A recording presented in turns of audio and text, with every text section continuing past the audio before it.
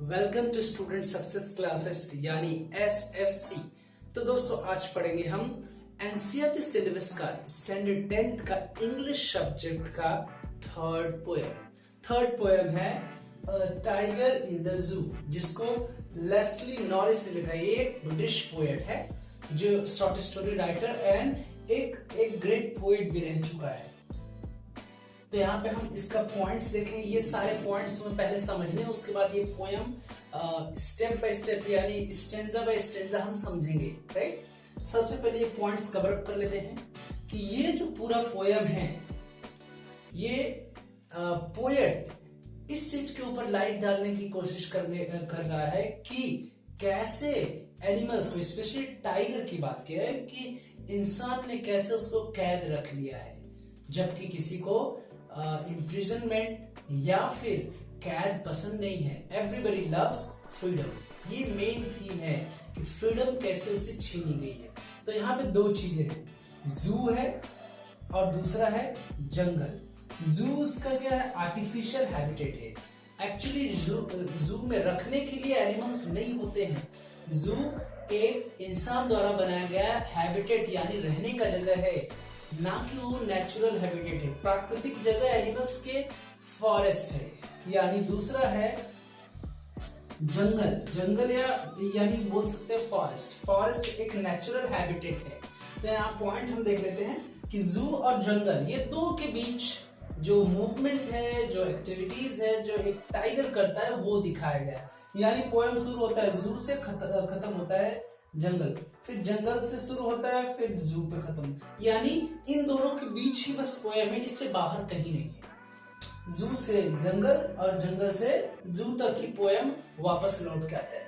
Let's see, इस poem में सबसे पहला पॉइंट है डिपिक्शन मतलब दर्शाना ऑफ अ केज्ड टाइगर। एक ऐसे टाइगर के बारे में पोएट बात कर रहा है जो केज्ड है यानी कैद है। इंसान ने उसे एक जू या फिर चिड़ियाघर में उसे कैद करके रखा है।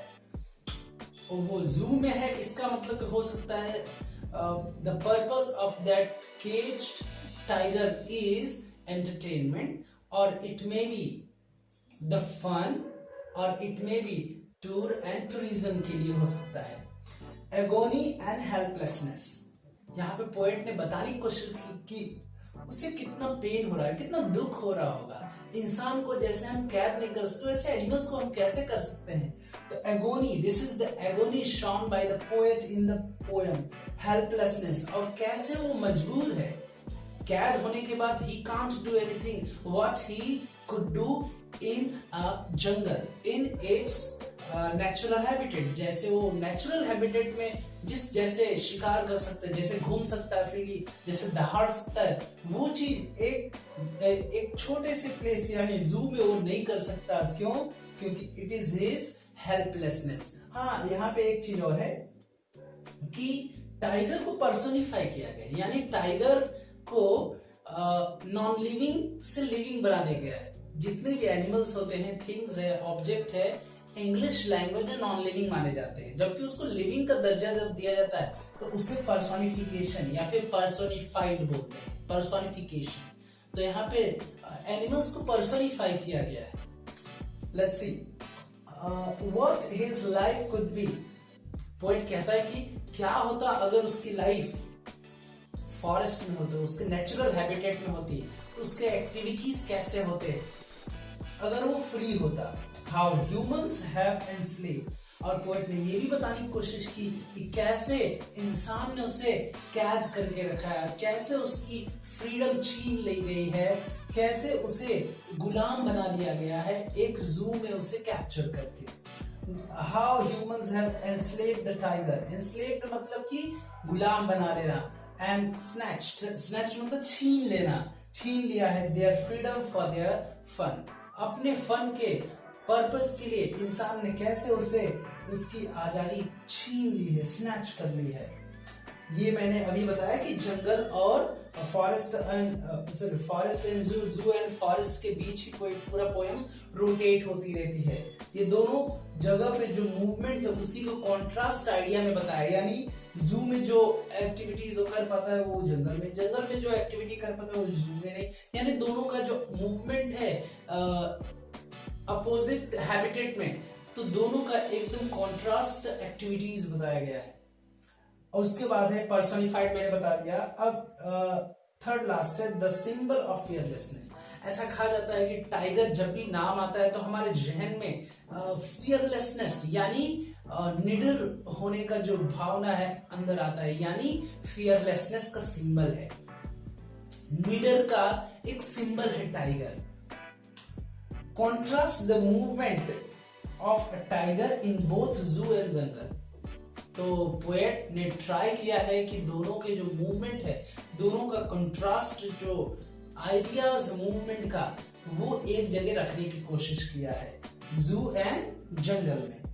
और पोएट कहने की एट लास्ट कोशिश कर रहा है कि नोबडी या फिर no one wants to be imprisoned, everybody loves freedom. कोई भी नहीं चाहता कि कैद रहे, कोई भी नहीं चाहता कि उसकी आजादी कोई छीने। हर कोई, हर एनिमल, हर जीव यानी हर creature, each and every creature loves to be free. तो ये पोएम का एक्सट्रैक्ट है कि इतना हमें समझना है। अब हम देखेंगे एक एक करके जो स्टांजा है उसे हम समझते जाएंगे।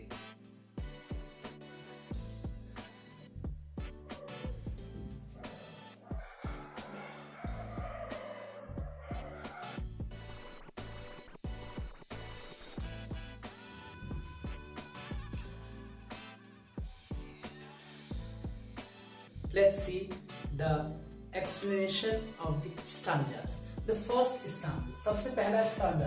तो टोटल मैंने 5 स्टिकी नोट्स यहाँ पे चिपकाया है। इसका मतलब है कि 5 टोटल स्टांजा है। कितने स्टांजा हमारे पास है? 5 स्टांजास। 5 स्टांजा में खत्म है ये पूरा पोएम रैप अप किया है।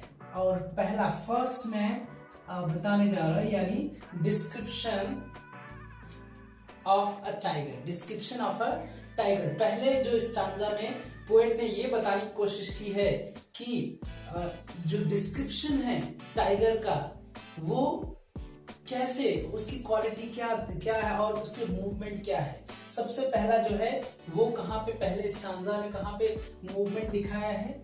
ये है केज में, यानी केज में उसका मूवमेंट बताया है। ठीक है। First stanza goes like this.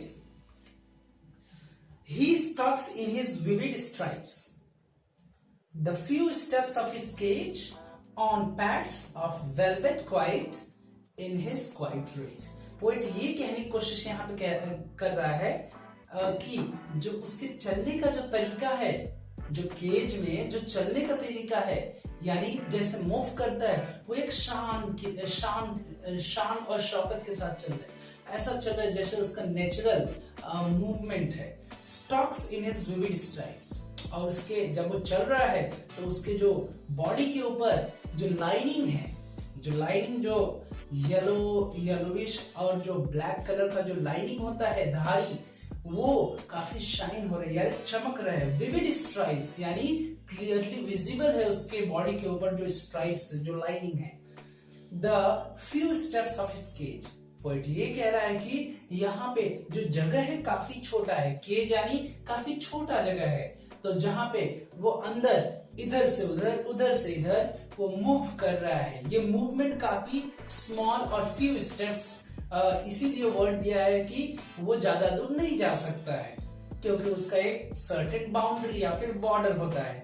The few steps of his cage on pads of velvet quiet. Poet ये कहता है कि on pads of his velvet quiet, यहाँ पे क्वालिटी बताता है कि जबरदस्त जो दिख रहा है, जो टाइगर का जो पैर का जो तलवा दिख रहा है, वो एक वेलवेट यानी मखमली पैर दिख रहा है। ऐसा लग रहा है मखमल का बना हुआ उसका पैर है, मखमल की तरह दिखने वाला उसका पैर काफी सुंदर लग रहा है। पोएट यहाँ पे अप्रिशिएट कर रहा है शायद उसके पैरों को और उसके मूवमेंट को, कि वो शान से चल रहा है। इन हिज क्वाइट रेज, यहाँ पे काफी ब्यूटीफुल वर्ड है क्वाइट रेज। जो क्वाइट वर्ड है वो शांत को बताता है, क्वाइट एंड रेज। नहीं, यहाँ पे स्पेलिंग गलती हुई, सॉरी। क्वाइट एंड रेज ये दोनों चीजें ऐसे है जो कॉन्ट्राडिक्टरी है, मतलब ये दोनों अपोजिट बोल सकते हैं। क्वाइट ये एक शांत माहौल है और ये गुस्से का माहौल है, यानी शांत है लेकिन गुस्सा दिखा नहीं सकता है, शांत है लेकिन गुस्सा दिखा नहीं सकता, because the tiger is helpless, यानी वो मजबूर है। इट इज हिज कंपल्सन, यानी टाइगर की ये मजबूरी है कि उसे शांत ही रहना पड़ेगा क्योंकि वो खुद ही पहले से कैद खाने में है। सेकेंड स्टांजा ये बताता है कि कैसे अगर एक टाइगर है तो उसे फॉरेस्ट में रहना चाहिए और उसके नेचुरल हैबिटेट में वो उसका मूवमेंट बताया है। यानी दूसरा जो बताया है मूवमेंट वो है ना कि केज में, बल्कि केज या जू एक ही चीज बोल सकते हो क्योंकि दोनों जगह एनिमल्स को कैद किया जाता है, दोनों जगह एनिमल को कैद किया जाता है। ये मेरा इंक आई थिंक खत्म हो गया है तो मैं दूसरा पेन ले लेता हूं, मार्कर। तो सेकेंड स्टांजा में ये बताने की कोशिश किया है कि कैसे और क्या क्या मूवमेंट वहां पे कौन से उसके नेचुरल हैबिटेट में देखने को मिलेंगे अगर उसे कैद में नहीं रखा गया तो। यानी कि दूसरे स्टांजा में कहां का डिस्क्रिप्शन है, जंगल यानी फॉरेस्ट हम बोल सकते हैं, फॉरेस्ट। तो यहाँ पे पोएट दूसरा स्टांजा में क्या कह रहा है, he should be lurking in shadow, sliding through long grass near the water hole where plump deer pass। यहाँ पे कुछ वर्ड भी है, याद रखना। लर्किंग यानी घात लगाए बैठना, lie in wait to attack on the prey, यानी अटैक अपने शिकार पे अटैक करने के लिए एक पोजीशन बनाना, उसे लर्किंग बोलते हैं। इन शैडो मतलब जो पेड़ या फिर जो झाड़ है उसके छांव में। Sliding through long grass near the water hole.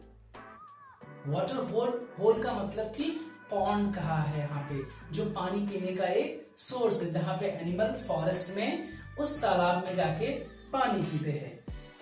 Where plump deer पास, और पोएट यहाँ पे कहता है कि जहां से एक प्लम्प डियर, प्लम्प का मतलब कि हेफ्टी होता है यानी मोटा ताजा, है ना, वो मोटा ताजा डियर के पास होने का इंतजार करता है। यानी ऐसे कहूं कि दूसरा जो स्टांजा है ऐसे है कि पोएट कह रहा है कि अगर वो कैद नहीं होता, यानी केज में, जू में नहीं होता, तो जंगल में वो शायद जो रात का या फिर शाम का जो माहौल होता तो उस समय वो किसी छांव में, पेड़ के अंधेरे में वो घात लगाए बैठता। And sliding through long grass, बड़े बड़े घास के बीच में से वो शिकार ढूंढने के लिए जाता। नियर द वाटर होल, और वो पानी की तलाश में, वहां पे पानी की तलाश में पॉन्ड के पास जाता, यानी तालाब के पास जाता, और तालाब के पास मोटे ताजे यानी हेफ्टी एक अच्छे डियर की तलाश होती जिससे उसकी भूख मिट जाती।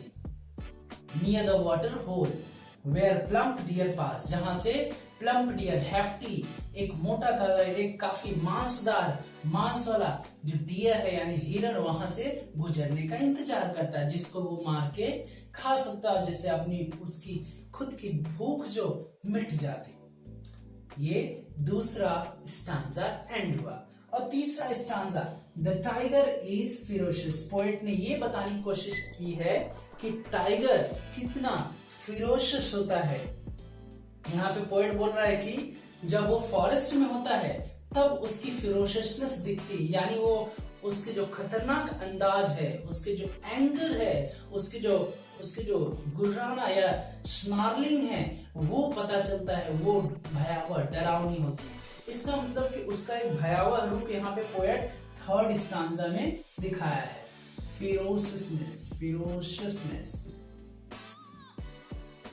फिरोशियसनेस इन फॉरेस्ट। यहाँ पे फिर केज से जंगल, जंगल से फिर अभी भी वो फॉरेस्ट में ही बता रहा है। Let's see, he should be snarling. तीसरा स्टैंजा क्या है? ही should be snarling around houses. Poet कह रहा है कि अगर वो जंगल में होता तो वो स्नार्लिंग यानी गुर्रा रहा होता या फिर दहाड़ रहा होता। स्नार्लिंग अराउंड हाउसेस, जो आसपास जंगल के बाहर जो है, जंगल का जो सरहद है उसके जो बाहर जो घर है, यानी जो जंगल या फॉरेस्ट का एक दायरा होता है, बाड़ा होता है जो चारों तरफ से घिरा हुआ होता है, उसके बाहर जो दूर जो घर है वहां पे लोग आवाज सुनते हैं एंड दे बिकम अफ्रेड, और वो डर जाते हैं। अगर वो फॉरेस्ट में रहता है तो जो उसके आवाज से सिर्फ आसपास के जो गांव के लोग हैं वो अलर्ट हो जाते हैं, यानी डर जाते हैं। He should be snarling around houses at the jungle's edge. Jungle's edge, जंगल के किनारे या जंगल के बॉर्डर के बाहर जो घर है वहां पे लोग डर जाते हैं, जो आसपास जो रहते हैं। बारिंग, बारिंग मीन्स शोइंग, बारिंग मीन्स दिखाना। बारिंग हिज वाइट फैंग्स, फैंग्स यहाँ पे जो लंबे लंबे दांत होते हैं जो फाड़ने के काम आ जाते हैं। जब शिकार करता है टाइगर तो फाड़ते हैं, उसे फाड़ने के लिए खींचते हैं, तो वो जो चार जो आगे ऊपर और नीचे जो चार जो लंबे लंबे दांत है उसको फैंग्स बोला है। जो fangs, baring his white fangs his claws. Word क्या कह रहा है? अगर वो जंगल में रहता है तो अपने आवाज से स्नार्लिंग यानी गुर्रा के लोगों को डराता है। इट मीन्स उसके आवाज से लोग सुन के डर जाते हैं।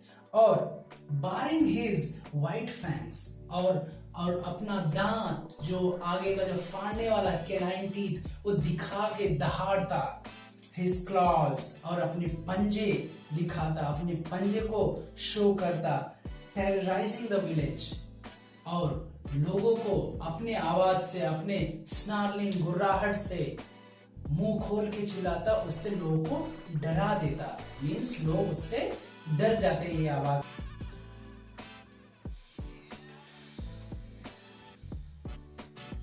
फोर्थ स्टांजा देखते हैं। फोर्थ स्टांजा में क्या है?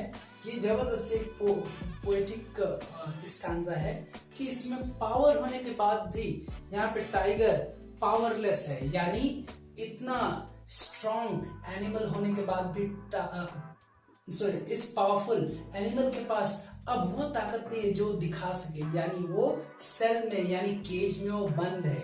He is helpless. ही यहाँ पे मैं किसके लिए यूज कर रहा हूँ? टाइगर के लिए। यहाँ पे फोर्थ स्टांजा कुछ ऐसे है। ये थी कि ये जू के बारे में ही डिस्क्रिप्शन, मतलब जू में जो टाइगर है उसका डिस्क्रिप्शन यहाँ पे। यहाँ इसका मतलब कि अभी भी ये डिस्क्रिप्शन और फॉरेस्ट से अब कहां पे आ गया? जू में। But he is locked in a concrete cell. Poet says that he is locked in a concrete cell. Concrete cell का मतलब कि जो तीन चीज से मिलके, कॉन्क्रीट यानी कंकड़, फिर उसके बाद सीमेंट एंड सैंड, ये तीनों मिला के जो मिक्सचर होता है उसे कंक्रीट बोलते हैं। तो कंक्रीट यानी स्ट्रॉन्ग सेल है, काफी स्ट्रॉन्ग, काफी ताकत लगाने के बाद भी टूट नहीं सकता, इतना मजबूत सेल बना हुआ है। सेल का मतलब कोठरी या फिर कैद खाना बोल सकते हैं। जो केज है वो काफी स्ट्रांगली कंक्रीट से बना हुआ सेल है। But he is locked in a concrete cell. His strength behind bars, stalking the length of his cage, ignoring visitors. Poet ये कहने की कोशिश कर रहा है कि यहाँ पे कंक्रीट सेल में अंदर जो टाइगर बंद है, his strength, उसकी पूरी ताकत है, लेकिन वो ताकत दिखा नहीं सकता है क्योंकि सारी ताकत किस में कैद है? उस सेल, यानी किसके अंदर? यानी इन द केज, केज के अंदर उसकी पूरी ताकत कैद है। तो इसीलिए यहाँ पे दो वर्ड है कि स्ट्रेंथ बिहाइंड बार्स। बार्स का मतलब कि जो सर या जो छड़ होता है, यानी जो ग्रिल होता है, जो चारों तरफ से जो जू में लगा होता है, उसकी बात करें। उसकी पूरी ताकत कहाँ पे है? the whole power of or strength of the tiger lies behind the bar. Behind the bar means inside the zoo. वो चाह के भी अपनी ताकत को नहीं दिखा सकता, अपने strength को नहीं बता सकता. There is a strength behind bars. Stalking the length of his cage. अब पोएट ये भी कह रहा है कि वो कहीं और नहीं जा सकता, बल्कि उसके पास जो जगह है, जो गिवन स्पेस है इन जू, उसमें ही वो घूम सकता है. It means he is stalking here and there. बार बार वो एक जो सेल है उसका राउंड लगा रहा है, यानी केज का राउंड लगा रहा है अंदर ही अंदर. स्टॉकिंग का मतलब वॉक करना, चलना, टहलना. Stalking the length of his cage, ignoring visitors. और जितने भी विजिटर्स आ रहे हैं जू में उस टाइगर को देखने के लिए, उनको वो टाइगर भाव नहीं दे रहे, यानी उनकी तरफ नहीं देख रहा है, क्योंकि एक्सपेक्ट कर रहा है, शायद उसको एक्सपेक्टेशन नहीं है कि कोई उसे छुड़ा लेगा वहां से. इसलिए ही इज नॉट अटेंडिंग और paying attention to the visitors who come to visit the tiger. Means the tiger ignores the visitors. Last stanza यहाँ पे दिया हुआ है, काफी ब्यूटीफुल स्टांजा है कि उसके पास कोई होप नहीं है, लेकिन वो इस होपलेसनेस में भी एक होपफुल कंपेनियन बना लिया है. वो किसको कंपेनियन बनाया? Let's see. यहाँ पे नाइट होती है, रात को, तो अकेले वो सेल में रहता है, यानी जो उसके लिए जो बना हुआ केज है उसके अंदर रहता है. He hears the last voice at night. ये भी फिर यहाँ पे जू में ही टाइगर के बारे में डिस्क्रिप्शन है कि टाइगर जो है कैसे जू में रात में जब गाड़ी आती है, पेट्रोलिंग कार आती है, तो उसकी आवाज उसको सुनाई देती है. He hears the last voice at night. The patrolling cars. जब रात को आती है गाड़ी गश्त पे, यानी उसके अंदर जो कर्मचारी होते हैं वो गश्त लगाने के लिए आते हैं, यानी पेट्रोल करते हैं वहां पे कि कहीं कुछ गड़बड़ तो नहीं है इस जू में. तो he hears means टाइगर को सुनाई देता है आखिरी आवाज, मीन्स उसके बाद फिर कोई आवाज नहीं सुनाई देती है. तो आखिरी आवाज किसको बोला है? तो जो पेट्रोलिंग के लिए जो कार आते हैं, जो गश्त लगाने के लिए कार आती है वहां पे देखभाल करने के लिए, कहीं कुछ गड़बड़ तो नहीं. एंड स्टेयर्स का मतलब निहारना, देखना, टकटकी लगा के देखना. And stairs with his brilliant eyes at the brilliant stars. तो पोएट ये कह रहा है कि उस रात में वो किसको देख रहा है? स्टार्स को. क्यों? क्योंकि आसपास कोई नहीं, अंधेरा है, लाइट भी है तो आसपास कोई है नहीं. इसलिए the tiger looks into the sky at the stars, the bright stars with his bright eyes. और उसे ये उम्मीद है कि कोई नहीं, कम से कम स्टार्स मेरा कंपेनियन है, वो अपना साथी शायद उसे मान रहा है, जो इस अकेले जो इस समय का जो टाइम स्पैन है उसमें वो साथ है. कौन? Stars. Now we have come to the end of this session. यहाँ पे पोएट बखूबी बताने की कोशिश किया कि कैसे उसकी जो मूवमेंट है जू में है और कैसे उसके ठीक अपोजिट मूवमेंट उसको फॉरेस्ट में देखने को मिलता है. यानी दोनों एक दूसरे के अपोजिट प्लेस है, एक नेचुरल एक आर्टिफिशियल. तो उसके लिए आर्टिफिशियल प्लेस ठीक नहीं है, सुटेबल नहीं है. यहाँ पे उसका नेचुरल हैबिटेट जो है, उसका natural residing place, dwelling place है, वो फॉरेस्ट है जहां पे एनिमल्स को रहना चाहिए. Now do like the video if you have understood. ऐसे ही लेसन्स का अपडेट पाने के लिए, ऐसे समझने के लिए आपको चैनल को सब्सक्राइब करना ना भूले. And do not forget to hit the bell icon, जो घंटी है वहां पे जरूर क्लिक करना. And that is all. Thank you. धन्यवाद.